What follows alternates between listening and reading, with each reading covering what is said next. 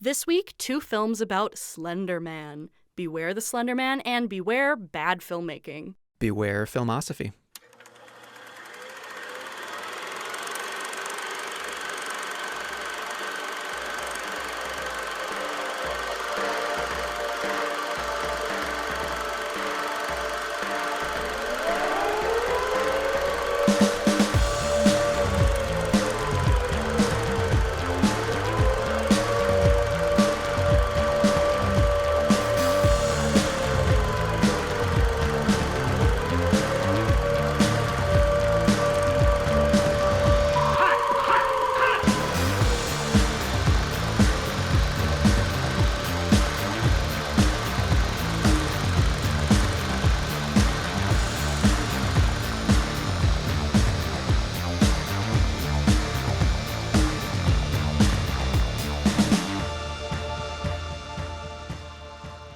Welcome to spooky season, folks.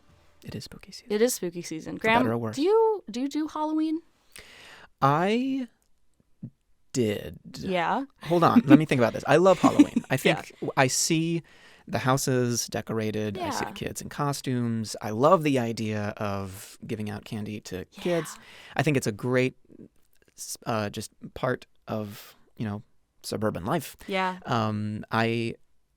I did the horror movie thing. I just like watching movies in general during Halloween. I don't reserve horror movies. I used to do this kind of pretentious film school thing where I would watch the Lon Chaney old Hollywood monster movies, old Universal stuff. I watched Hunchback of Notre Dame. I watched Jekyll and Hyde. I think my favorite was Phantom of the Opera. And we watched Frankenstein, of course. Right. Frankenstein is heartbreaking. But I think I've dropped that recently. And I just I love putting on, I love lighting up a Walgreens scented candle and hunkering down with beer and just taking it easy. I like Halloween. That's where I'm at. I'm in such a weird space with Halloween because my grandmother's birthday is Halloween, and then my birthday is November 1st. So there's so much happening, and at a very young age, I developed such a phobia of Halloween because my elementary school did a haunted walk. And the big scare, it's like walking through the woods, and it's like, oh, your math teacher is dressed up as a scary swamp monster, and he's going to waddle towards you. Well, the big scare at the end was supposed to be that they were going to drop a dummy. It was rigged up in a tree, and they were going to, it was, and when I say a dummy. If you're only hearing me, but I have this very shocked expression Graham on my looks face. terrified. It's a dummy up in a tree, and it was supposed to just fall in front of everybody. It fell on me. I was 6. I looked malnourished because I was very sick as a kid until I had my adenoids removed. So I'm just this tiny little thing. I just get crushed. That's honestly a little. This is going to be fucked up. That's honestly a little better than I thought it was going to be. Oh, really? I thought that they were going to hang the mannequin. Oh, yeah. I thought that the kids were going to be greeted with a mannequin that's being hung from a tree. Because, I'm not going to disclose where I live, but my neighbors, they're very kind people. Their Halloween decorations are hung ghosts.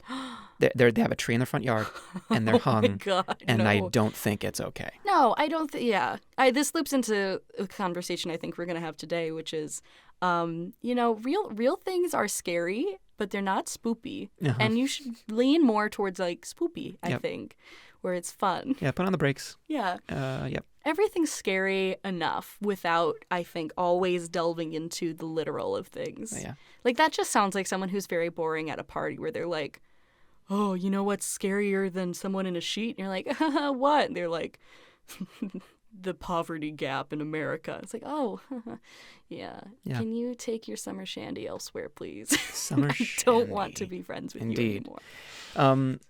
Anya, my question for you, is it pronounced Slender Man or Slenderman? I like both. You like both? I like Slender Man when we're talking about it seriously, but the idea of there's the Slenderman. Rabbi Slenderman. I've always known Slender Man as Slender Man. Yeah, Slender Man. I never associated it as a last name. I played Mr. Slenderman. Mr. Slenderman, right. And for me, the wires get crossed in a weird way. I remember playing the 8 pages when I was a little kid. I was entering YouTube I set up like a Let's Play for myself where I like Aw. recorded my computer screen. I was such a Yeah. dweeb. No, it's good. But I played the 8 pages and Yeah. I was mostly into the scaring part. I was never actually concerned with finishing the actual game. Yeah. But that was my only real experience with Slender Man. I didn't know about the creepypasta history. I didn't know Yeah. about the actual creation until researching this topic. Yeah. So I guess let's get into it. So today's topic, if you haven't already sussed out from the title, Sus. is Slenderman, not just from the creepypasta side, but the two associated large-scale motion pictures, which are the HBO documentary Beware the Slenderman, and the events that occurred to necessitate such a documentary, but as well the fictional, completely fictional, not based on any true events film from 2018, Slenderman. But yeah, I guess we have to jump off from the point of what is Slenderman. This is what's hard about trying to research Slenderman, is because the lore itself incorporates this idea that Slenderman has always been around. It's kind of like if you've seen Stephen King's It, there's this implication that the being that is it, or the being that is Slenderman, has actually always been around tormenting humanity. So when you Google something like Slender Man timeline, you get timelines that start at 10 BC, or I think like 100 BC, and say, well, here's the first cave painting we see of Slenderman. So there's lore. Yeah, there's lore, and the lore itself is a timeline. Yeah. So from what I could best figure out, and this is referenced in the documentary as well, is around 2009, this creepypasta shows up about Slenderman. And it starts to, well, it doesn't start as a creepypasta. It starts as a Photoshop contest where this creator, whose name I'm forgetting. Eric Knudsen. Eric Knudsen, thank you. The screen name is Victor Surge. There we go, yeah. So he creates this account for this Photoshop contest where he's photoshopping this creature, which is tall, faceless, in a suit, has some tentacles, into old pictures. And he's creating a lore around it that this is a Pied Piper, boogeyman sort of being that takes children away, and he's always been here, and he's always watching, and he will always be watching. So that starts in 2009.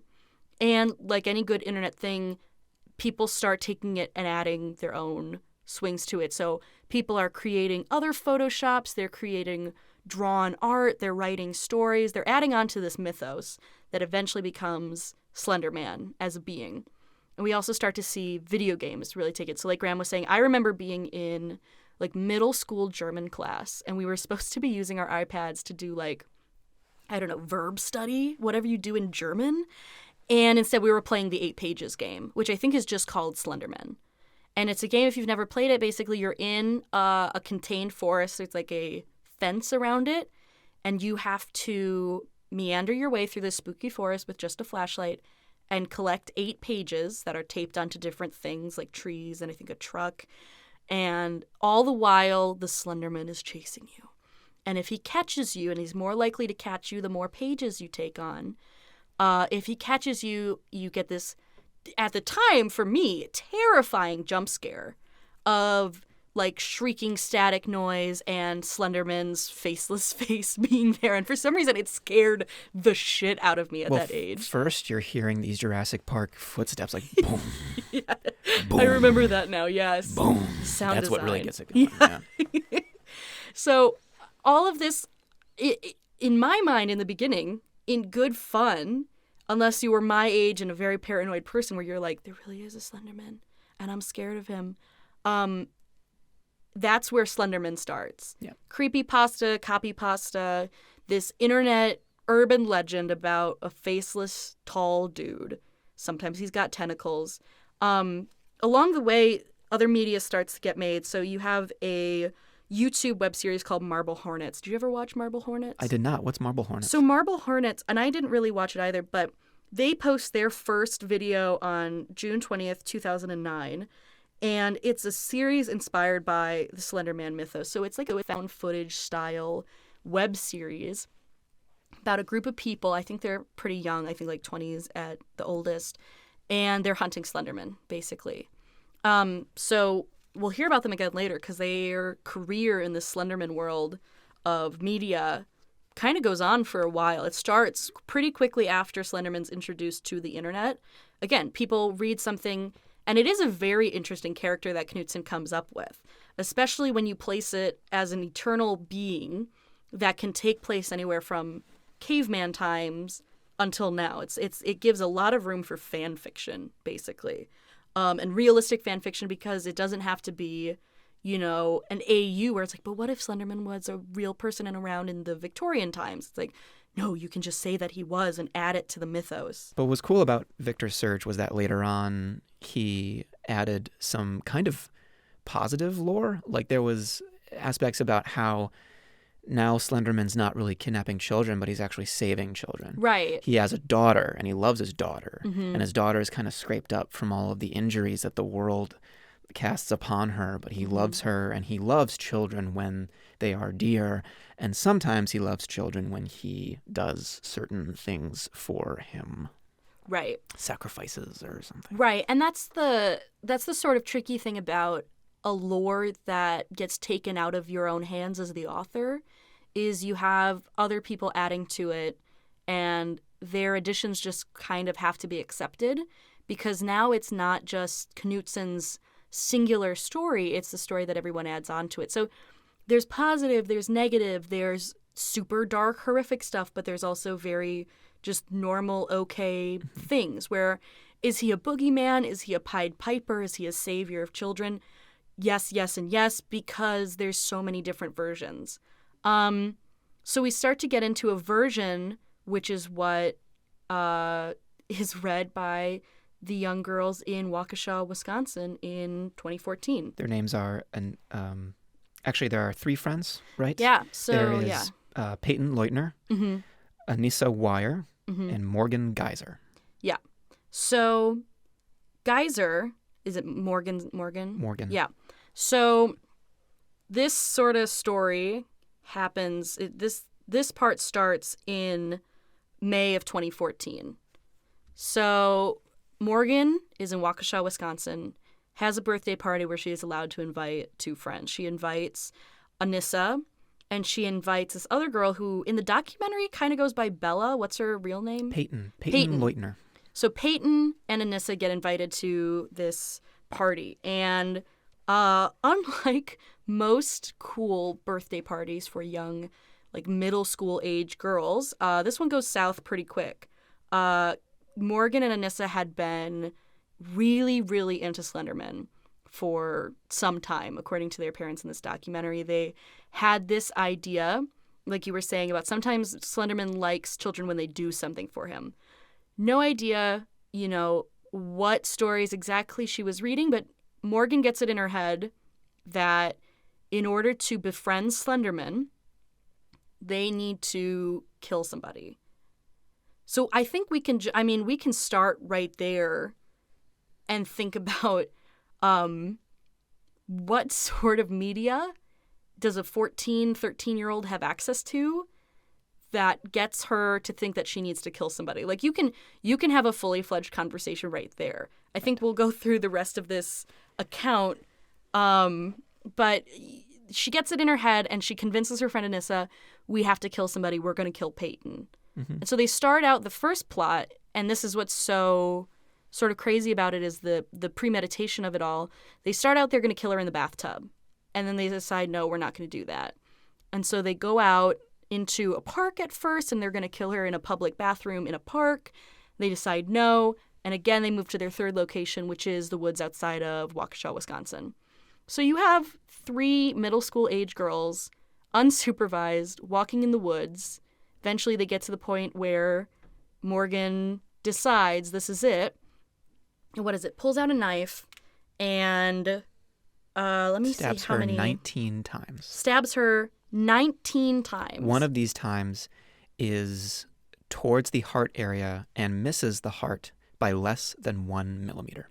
So I don't like the word miracle very much, but truly the fact that these girls get away with not committing murder is outstanding. That so in my preparation for things that I was going to say in this podcast, miracle was the exact word that I was going to get into. Like, I'm not a religious person.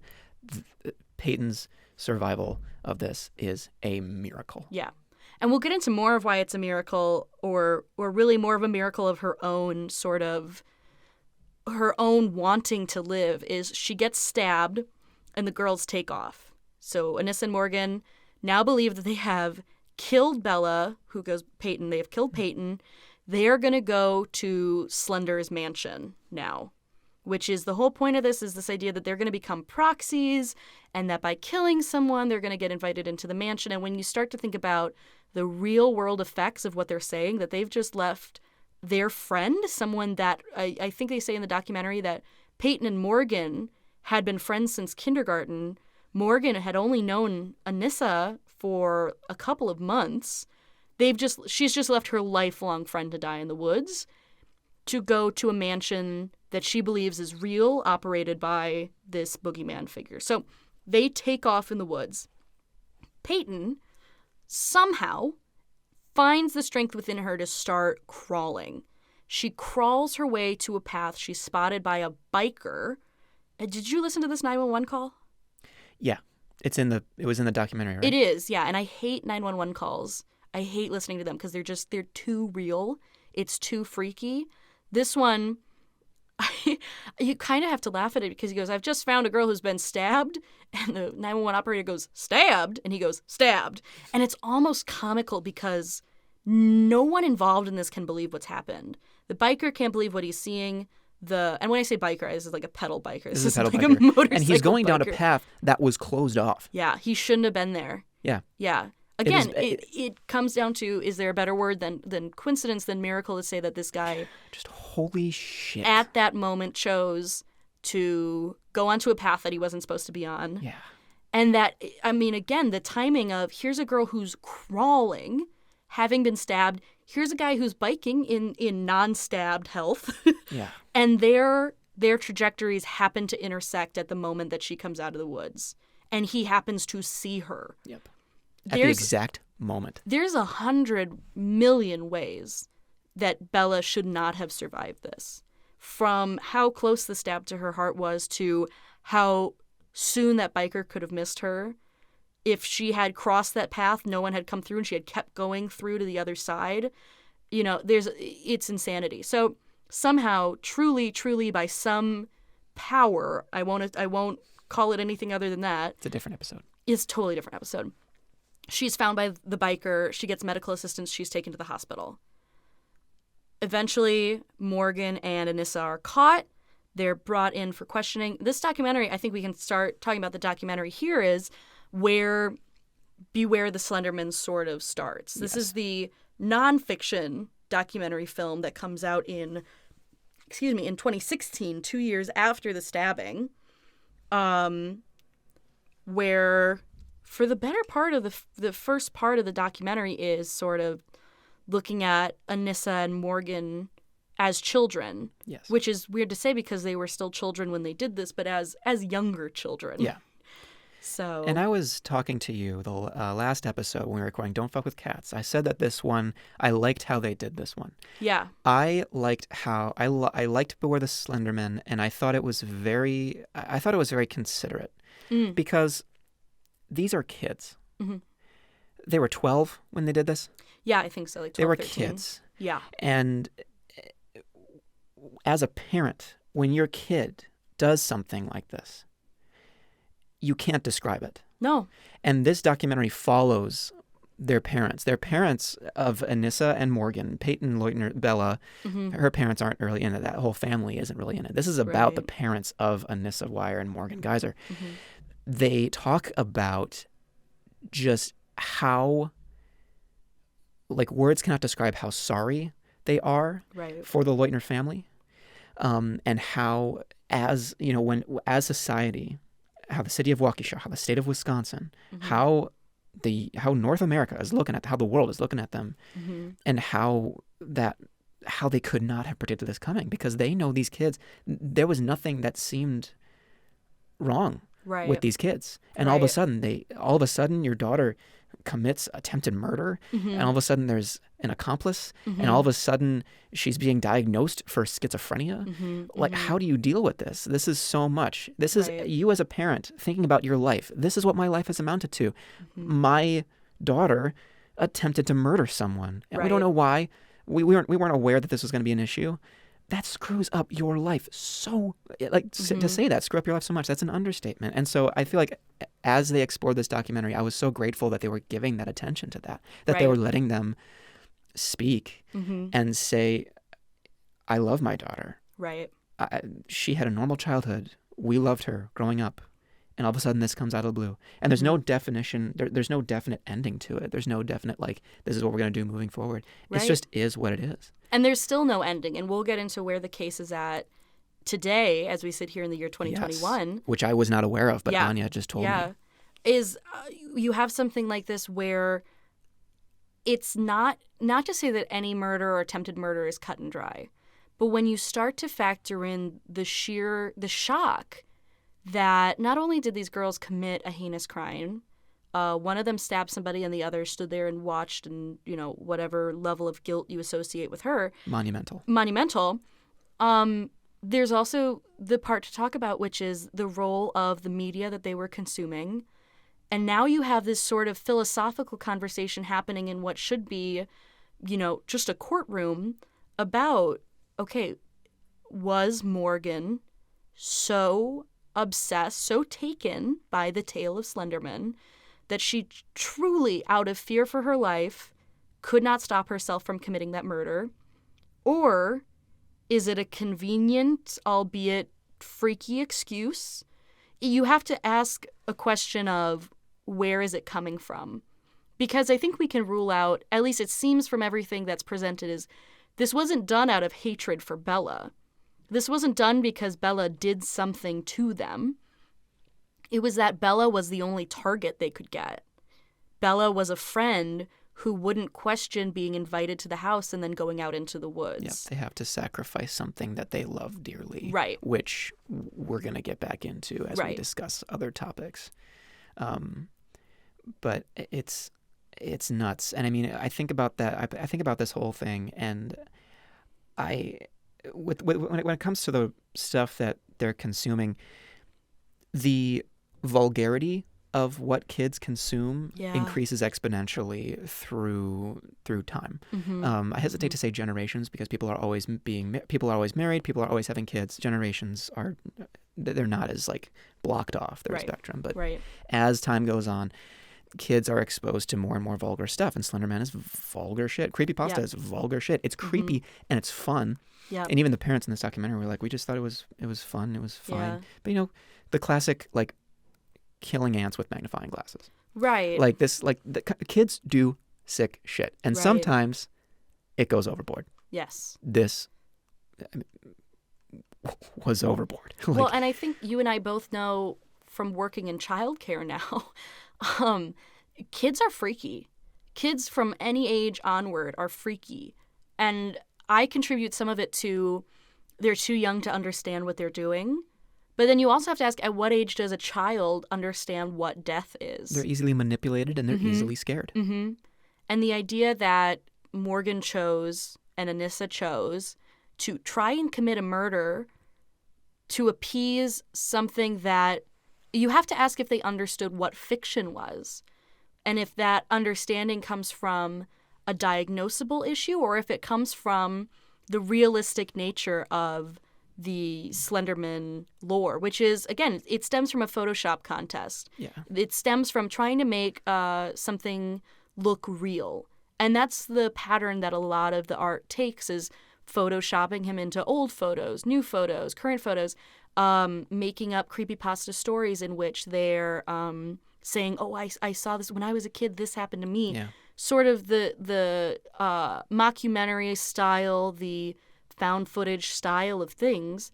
At what age can you discern fact from fiction?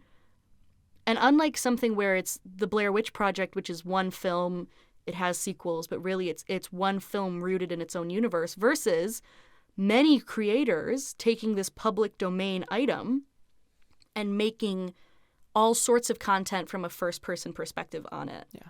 it's two very different ways that a child who has imperfect understanding of fact and fiction, it's a different sort of question that they have to preface when they're going, how real is this? Right. They didn't understand the gravity of what they were doing. Right. I And think that's one an of them, argument. one of them realized it too late. Yep. And that was Anissa.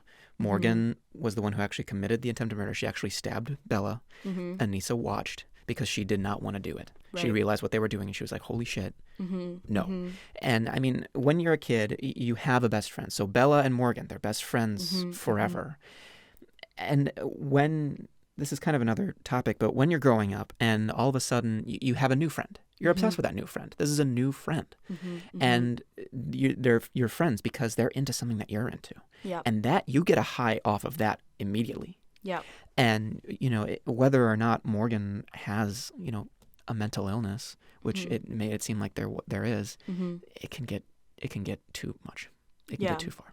And I mean, and would now be an appropriate time for you to describe what's recently been happening? Yeah. So what happens with the rest of the case? So we'll go through what happens through the documentary. They're tried for, the documentary is about them either being tried as adults or tried as kids. When it's a murder, you have to figure out, okay, should we try them as adults? Should we try them as kids? And ultimately, they are tried as kids. Please correct me if I'm wrong. Yeah. So the stabbing happens in May. By August, Geyser is ruled incompetent for now. So Geyser gets interviewed by two different experts, and they decide that she is incompetent and suspends prosecution of attempted first-degree intentional homicide.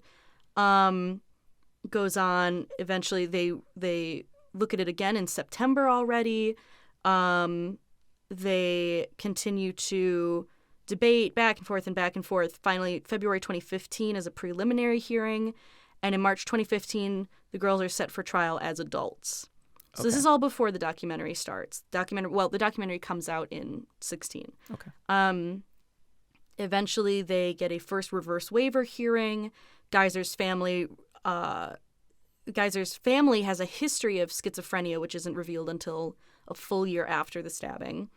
To speed through it, eventually they put Geyser in a psychiatric hospital in January of 2016. She starts getting treatment for schizophrenia, including medication that her lawyer says quells the voices from imaginary friends like Slenderman. That's a direct quote. She's held in a juvenile detention center in West Bend. It's not far from here. Up until 2016, July 2016, the Court of Appeals rules that Weier and Geyser should stay in adult court. They then enter a plea of insanity in 2016, and in August 2017, Morgan pleads guilty to a lesser charge. So it's no longer attempted first degree, it's attempted second degree homicide as party to a crime with use of a deadly weapon. So they're pleading down. Up until now, Weir's committed for 25 years in December of 2017. And then this week, let me speed all the way up to it. In September of 2021, judge approves Morgan Weir's conditional release. So she's approved to be released from the Winnebago Mental Health Institute on September 13th and will serve out the rest of her commitment in the community. That's Anissa. That's, is Anissa Weier? Anissa Weier, Yeah, yes. that's Anissa. So Anissa is let out on the 13th of September of this year. She will be monitored with a tracking device and will be supervised with case managers until she's 37 years old. Okay. So right now I think she's 19. So until she's 37. And this is the one who didn't stab. Yes, this is the one who watched the stabbing. I'm trying to see where Morgan's at right now. So September of 2020, so this is a year ago, Geyser, so Morgan's side of the case, is going to the Supreme Court. That's where it's at now. It's a Supreme Court case because Geyser loses her appeal in Wisconsin's 2nd District Court of Appeals as they agree with the previous judge that she should be kept in adult court. Okay. So the Supreme Court move is to still determine, we still haven't even really taken her to court for guilt. It's still being determined if she can be tried as an adult for what she did at the age of 14. She's now also 19. It's been 5 years since it happened. So, we're not a law podcast, but right. it's one of those things where the documentary leaves off is where we're still kind of left off at. She's not in jail for having been convicted yet. It's still a matter of a 14-year-old who tried to kill someone because of a fictional character that they wanted to appease. So I think that kind of leads us into the community reaction, because I remember when this happened, and I lived pretty far away at the time. I lived in central Wisconsin, but this is one of those friend of a friend things. My high school government teacher had substitute taught at their school like a couple months before it happened. And I think all of Wisconsin kind of wanted some sort of... I think there were a lot of people who weren't from this area who were trying to find some way they were connected to it. I remember hearing a lot of that from not living down here. What was it like? I mean, did you really have any knowledge of it when it happened? Because you've lived down here the whole time. Yeah, so I am from Shorewood, and I went to Shorewood High School. I remember when it happened, it was kind of a... For me, it was like, I can't believe this happened in Wisconsin. For other of my classmates, it was like, of course it happened in Wisconsin. Right. Because we are notorious for crime. Yeah.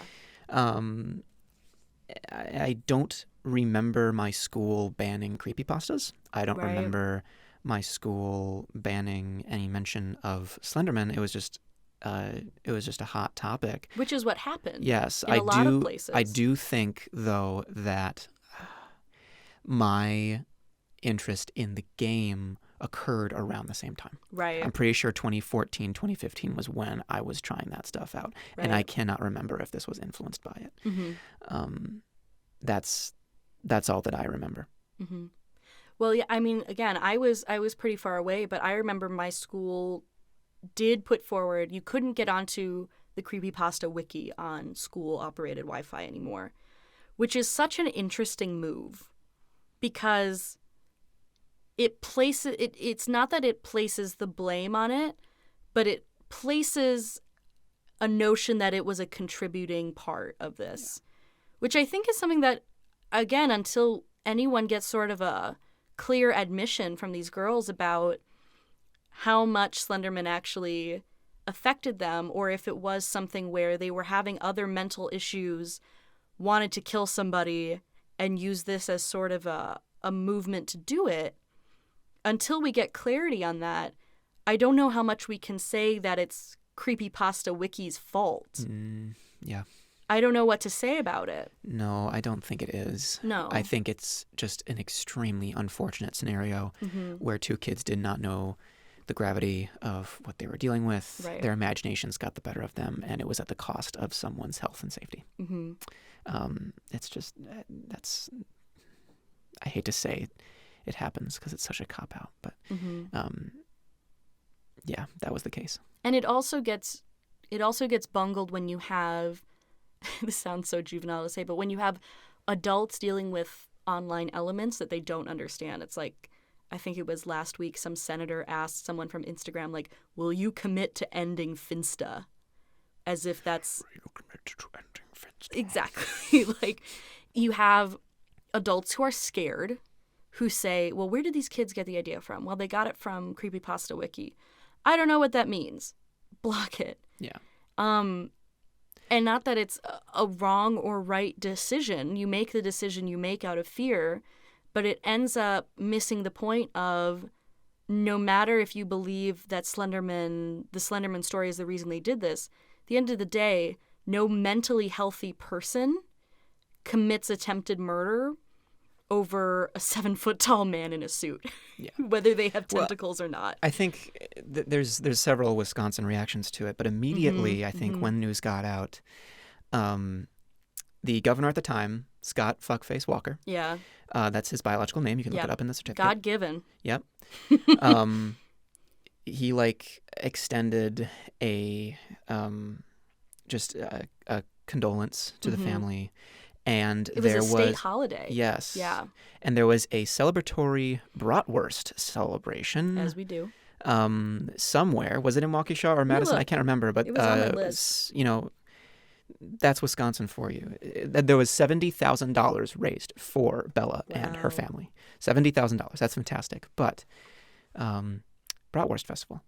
That is how Wisconsin honors its Yes. victims. It's specifically, I don't have where it was, but August 13th is Purple Hearts for Healing Day. Because Bella, when she was in the hospital, and she was in the hospital for quite some time, recovering because she'd been stabbed 19 times in the woods, she asked a lot of people to mail her Purple Hearts, like little cutout Purple Hearts with messages on them, which is it's very sweet, the way people sometimes can pull together to do nice things, like send a kid a bunch of hearts. It's nice to see people doing things all together. But yeah, August 13th declared a state holiday for her. And of course, nothing heals a nearly stabbed heart like a bratwurst, I guess. That's how we look at things. It doesn't. And in typical Hollywood fashion, someone sniffed it up and started writing spec scripts. So let's talk about, there's 2 films today that don't have different enough names. So you have Beware the Slender Man. Comes out in 2016. That is the documentary following the stabbing, the real life events. It's the one that has the interviews with the parents. That's the documentary for HBO. Then there's Slenderman. Graham, can you talk about what is the plot of Slenderman? Sure, I can try. So Slender Man, I call it Slender Man because it's Slender Space Man. I don't want to make that a discussion because that would be pathetic. Legally distinct is what it is. Yeah, Slender Man is a Blumhouse horror movie that was released in 2018. It was directed by Sylvain White, who is known for directing Stomp the Yard. And the movie is about 4 teenage girls who are having fun during a sleepover. Woo-hoo. And they decide to engage in Slender Man because they think it's what all the cute boys are doing. Yeah. And so they engage in it, and it turns out that they've bitten off more than they can chew. And what you get is the most boring ass movie you've ever seen. I was thinking like, oh, it's a horror movie. Am I going to get scared? Don't worry about it. Don't worry about that. If you're not into horror, don't worry about being scared by this because there's nothing to be scared by, unless really bad effects and god-awful dialogue scare you. They scare me in an artistic way. Yes. They scare me as a creator. They do. That's valid. But I was watching this movie, and apparently there's a couple things going on. So watching this movie, there's no way that the writer was writing this without the event in Waukesha in mind. Right.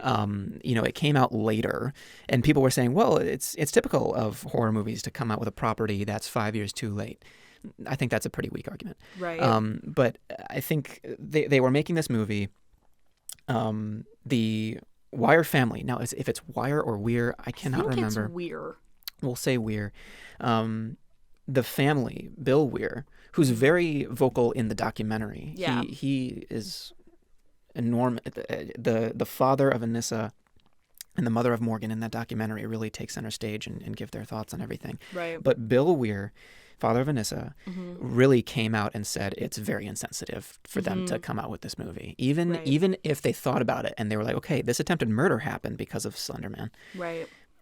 Maybe we should, let's keep going. Why take it down? That in and itself is insensitive. While that was happening, there, behind closed doors, this movie was being auctioned off to different producers. Yeah. They were trying to shift this to different production companies. They were trying to take their names off of it. I don't think they were successful because it wasn't really a strong property to begin with. It was a complete hot potato of who the hell wants this already bad film that is now coming out, whether or not it was started before the stabbing or not, is now coming out in a reality in which Slenderman has had real-world effects. Right.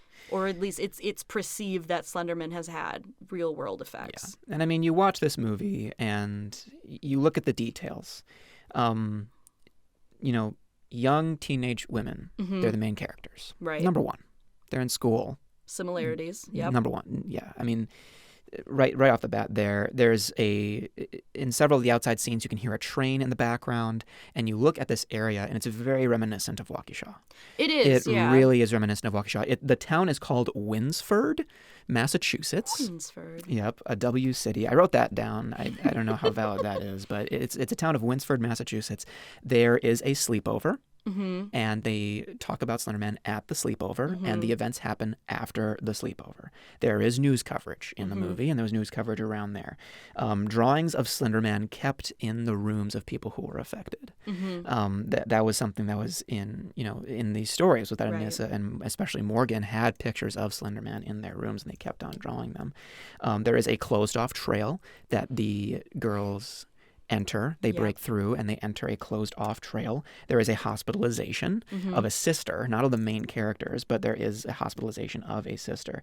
And they say that one of the characters assaults the sister of another character to make him stop. Him meaning Slender Man. And that is that situation.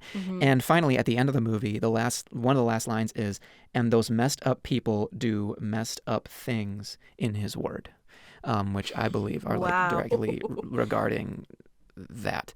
Right. It comes across very much as calling the girls who did the stabbing messed up. And you can talk about were they aware of what they're doing, but I think there's a fine line at which it's a little too dismissive of a film that's trying to make money off a too similar story to then, again, it comes back to sort of what we talked about with Don't Fuck with Cats. It comes off a little bit too much as, no, you are, but what am I? Right. Like every time you point at me, you have three fingers pointing back at you. Yeah, I think that's a great thing. Because, the kids there's a messed up component of it. Yeah. But here you are, a bunch of adult individuals also capitalizing off of it. Yeah, and I do want to say one more thing about this movie before I fully hand it back to you. Yeah. When you watch the trailer that was released for this movie, you would never guess they were the same movie. Right. Because in this trailer, there are several clips that ended up left on the cutting room floor. All of these clips involve knives. Wow. There is a shot of a woman coming out of the woods, bloodied, with a knife. And there is a scene of one of the main characters, I forget their name. They are in class, and they shove what looks like an X-Acto knife in their own eye. Oof. Those were cut. Those are not found in the movie. And that's probably why the story feels about as put together as the remnants of Jenga. I fell flat on my face with that analogy. But it's not a well put together film. It's not a well cut film. And this is definitely why that is. I'm not sure if this movie didn't happen that we would get let me rephrase. I'm not sure we would get a better movie either way. Right. But the movie that we end up getting, you can tell that there are some scenes cut, and they cut them for a reason. Well, it leads to so much industry-type speculation where you go, how soon was this? When was it actually written? Is I think the biggest question is, what was the original concept, and how much was it affected by the stabbing? Because if so many of the plot points are knife-based, it begs the question, did someone really just write a spec script so totally based on the stabbing of Bella? And if they did, was the choice to cut stuff totally based on the idea that, suddenly they're understanding that they're going to get backlash for trying to do this ripped from the headline style movie? It's truly a masterclass in tasteless choices, because the fact that there's imagery in the trailer proves that it was shot. And if it was shot, that's a lot more than saying, well, someone wrote a script once and it had a lot of stabbing in it, and then the stabbing happened and they took it out. There's no way, based on the timeline of the stabbing to the film being released, that the stabbing or knife-based scenes were filmed before the real-life stabbing. They had to have been filmed sometime between May 2014 and the film's release in 2018. There's no way around it. So I think, let's get into the part of this that I think is the podcast. Not that any of this wasn't the podcast, but what is the ethics of inspiration from something as heinous as child-on-child murder? It's exciting, but it's not right. I think that's a pretty easy distinction to pull, is maybe don't write a horror film based on two children trying to kill other children. But there's also, it's not the first time it's ever been done, right? You have films like, many horror films are based on real life events, yes, right? Because truth is stranger and scarier than fiction. Right. What was it? Elephant was based off of Columbine. Elephant was based off of Columbine. By Gus Van Sant. I forget which year, but it was based off Columbine. You have The Changeling, which is based off of one story on its own, but also the chicken coop murders, which is a horrific story of boys during the Dust Bowl being murdered in a chicken coop. And there's an additional story where a woman's child goes missing, and they think they find the boy. It's clearly not the boy. It's a different boy who escaped these chicken coop murders. But you end up making a more fictionalized version of it. It's not the first time that someone has taken a heinous real-life event and made it into a horror film. I think it's an interesting discussion to say, is any of that okay? And if some of it is, then what makes this film different? What if Jordan Peele directed this movie? Oh, then go for it. Because Get Out happened in 2017, right? Yeah, I think so. So what if the success of that movie, they're like, Jordan, we have this property. You want to direct it? Since we glorify Jordan Peele and we claim him as this fantastic writer and director, we would immediately trust him with this material. And then, maybe then, we would trust it. We would accept it. But this one, it's just executed like a property. It's executed with capitalization in mind. There's no way that they didn't make this to not get money. They just that was their number one goal when making this movie. It's a difference between an artistic choice that is controversial and a monetary choice that is controversial. And maybe it's my bad ethics, but when it's art and it's like, well, I understand that people might not like this, but I think it's important as an artist, I feel like that is a very, very different choice than I really need to make money and some people aren't going to like this. And I would say wholeheartedly that there's nothing artistic about the fictional Slender Man 2018 film. No, it really seemed like a movie that was made in the edit. Honestly, I was thinking about it. I was watching it. The end of the movie is interesting because the last 15 to 20 minutes of this movie, the main character has basically a series of visions. There's no dialogue. There's hardly any dialogue in the last act of this movie. And it takes a really experimental turn. There's lots of interesting visuals. There's lots of interesting sound design, interesting enough to be like, oh, this is, someone tried. Someone spent a couple of all-nighters to make this thing. And that was like the one kind of thing where I was like, all right, someone tried to do something. Yeah. There was one risk taken, if anything. Just apart from that, I mean, it was just the main goal in watching was to see how there was no way that this wasn't inspired by the events in Waukesha, and how no one should see Slender Man in 2018. And it's not a matter of not seeing it because it's so grotesque or it's so upsetting. It's just I would make the recommendation to not engage with it because it doesn't deserve to be engaged with. You watched it, right? Yeah. I watched most of it. I genuinely turned it off at a certain point out of boredom. I was so close to turning it off. I have to get more committal to watching the full films for these things, but I couldn't because there's a part of me that wants to say it's not even worth the controversy. Yeah. And the local controversy is interesting. So in Wisconsin, we have a smattering of not privately owned, but we have a smattering of independent cinemas. You have the Oriental Theater here in Milwaukee. You also there's Landmark. There's a couple other ones. There was Fox Point. I don't know if it's still around. It looks empty, which scares me. Fox Bay. Yeah. Yeah, it looks empty as shit. It looks empty, and that scares me because I like that place. I saw The Incredibles 2 there. But then overall you have two major chains. You have AMC, and then you have one that I don't think extends beyond the Midwest, which is Marcus.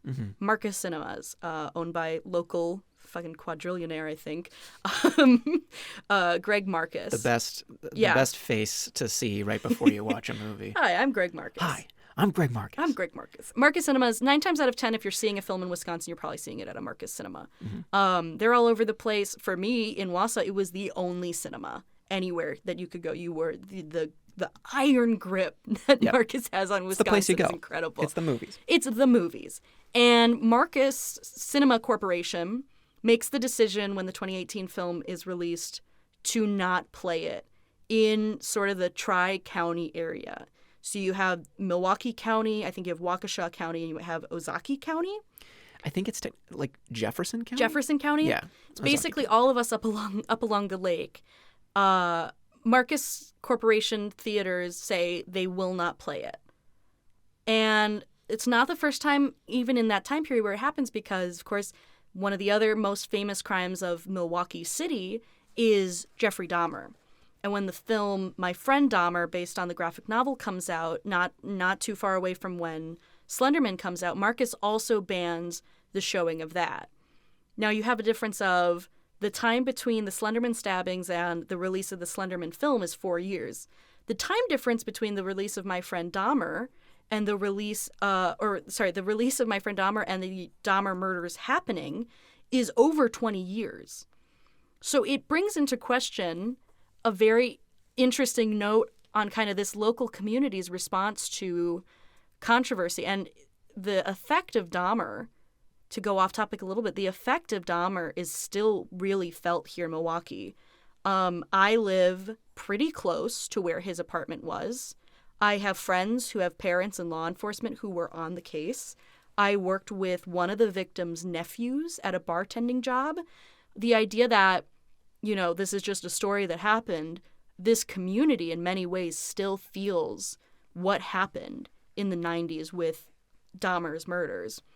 So to 20 some years later still block the film in a way that makes sense, because it's still a very open, very real wound for the families that are still here and the people that are still here.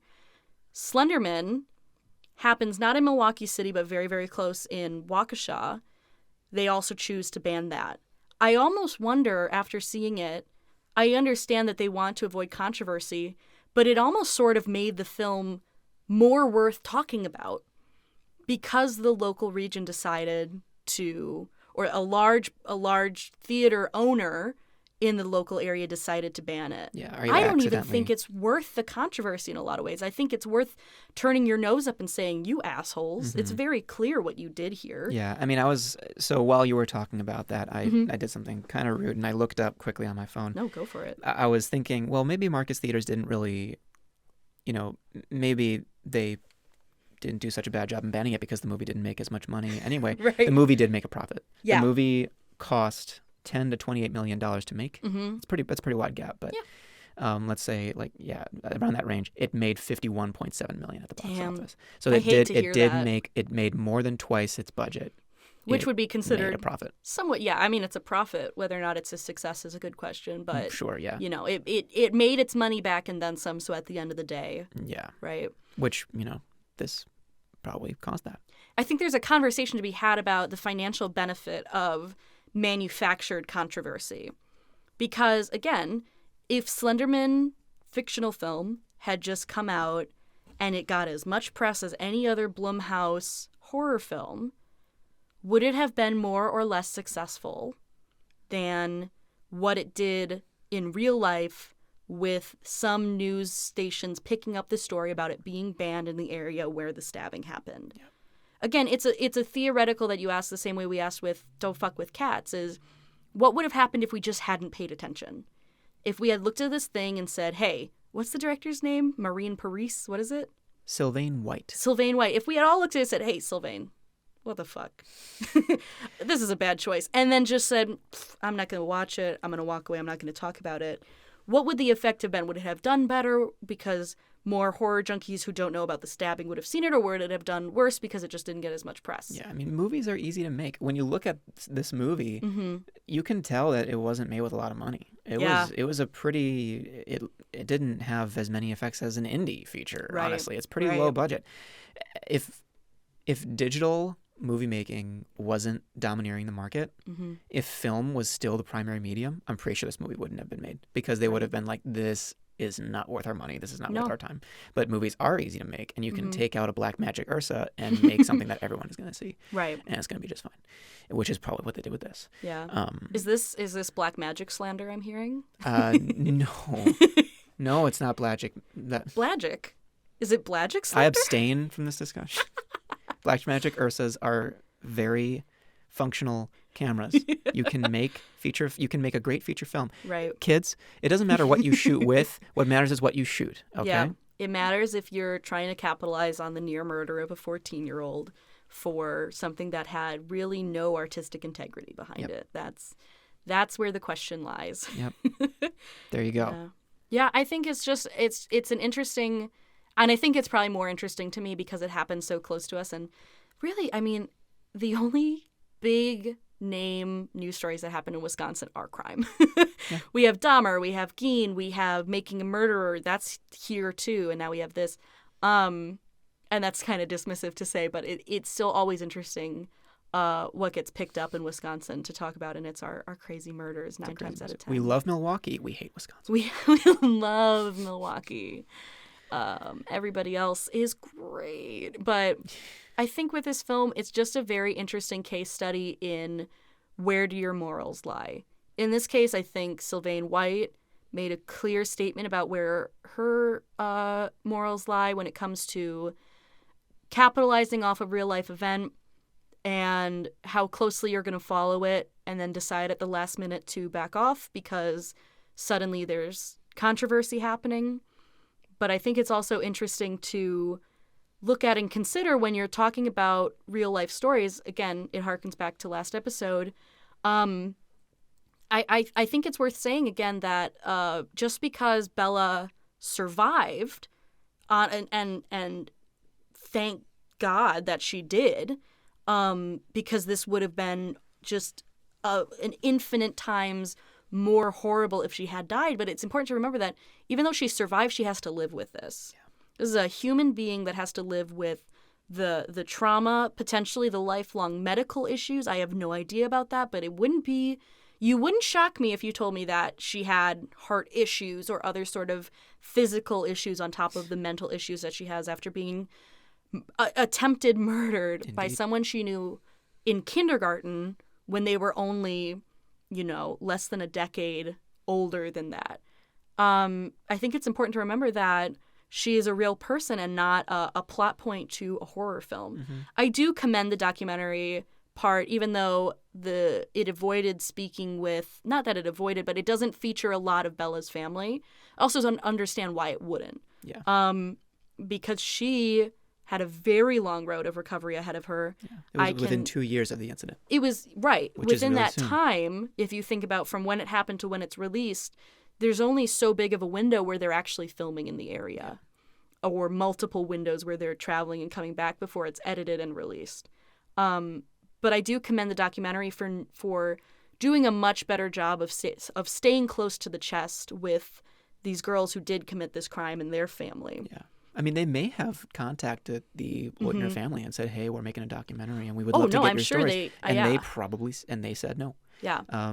And they probably, I want to say they made that option available to them. I don't know. Yeah. I didn't really research them that much, but I completely understand why they're not in the documentary. Right. I commend this documentary a lot more than ones we've previously talked about on the show for being seemingly, and we won't know unless someone ever comes out and says otherwise, seemingly decent people in the documentary field, which is shockingly hard to come by for no good reason. A normal documentary would have stuck with Payton and her family, would have stuck with Bella and her family, and would have cast the other families as dangerous. But this is not a normal documentary. This documentary focused on the parents whose lives are tragically altered. Yes. By the choices of their children, yes. The terrible choices of their children. And Eric Knudsen, a.k.a. Victor Surge, came out with everything and apologized and clearly stated like this.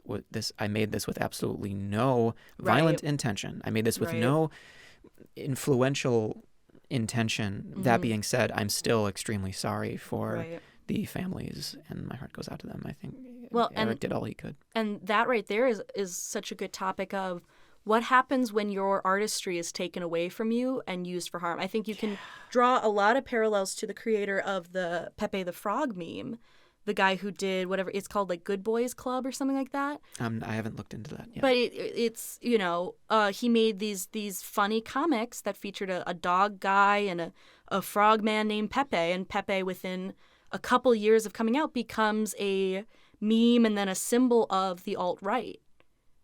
Do you know what I mean? The frog meme? That's another film that we should watch, another documentary. But you have an artist who created something with whatever intentions. They weren't murder, or in Pepe the Frog's case, it wasn't alt-right propaganda. Yeah. But they get taken to be that. Yeah. And it's an interesting thought to have about the responsibility of an artist, again, putting something out into the ether. And in this case, I don't think either of these artists are liable for it. That's not what I'm saying, but it's an interesting conversation to have about when imagery that you make or a story you make gets taken away from you and twisted, and there's real-world consequences for it. Mm-hmm. Do you have to offer an apology?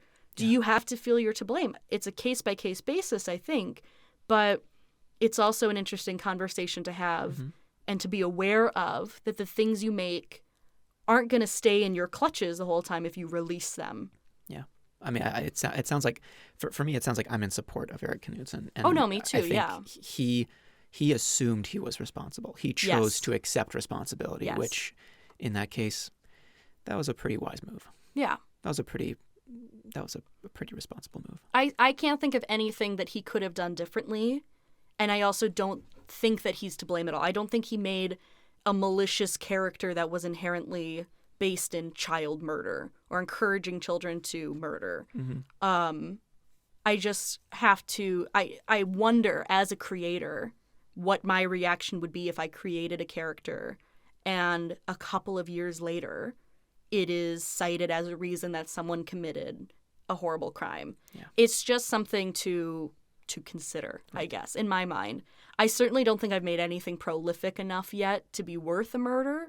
That goes out to anyone who's seen any of my films. Yeah. Don't cite them. I will not accept it. Yeah. Well, Sylvain White, if you're listening to this, read a book on dramatic storytelling. Yeah. And get back to us. Take a summer off. Yeah. Yeah. Go on a sabbatical. Yeah. Take some time, rethink. Yeah. In learning about the characteristic traits of your protagonist, you'll also learn about the needs and wants of the public. Yeah. It's a fun little journey to go on as a creator, and I encourage you to try it. Mm-hmm. Yep. All right, well, if you enjoyed what you heard here today, make sure to give us a follow on Facebook. We are Filmosophy Pod on Facebook. You can also find us at Filmosophy Pod on Twitter, and wherever fine podcasts are sold and listened to. Graham, where can people find your stuff? You can find me on my website, www.marvelouspancake.com. If you're in the Milwaukee area, you can find me at the Sherwood Public Library, bowing down to a hard copy of Lilo and Stitch. Love that. And you can find my work on my website, anastasiaester.tumblr.com. That's got to change soon. Kind of sick of using Tumblr as my professional website. You can also find me under Anastasia Ester on basically every social media platform. All of my work is on Vimeo under Anastasia Ester. With that, this has been Filmosophy Pod. We'll see you next week. Thank you for listening, everybody. Bye.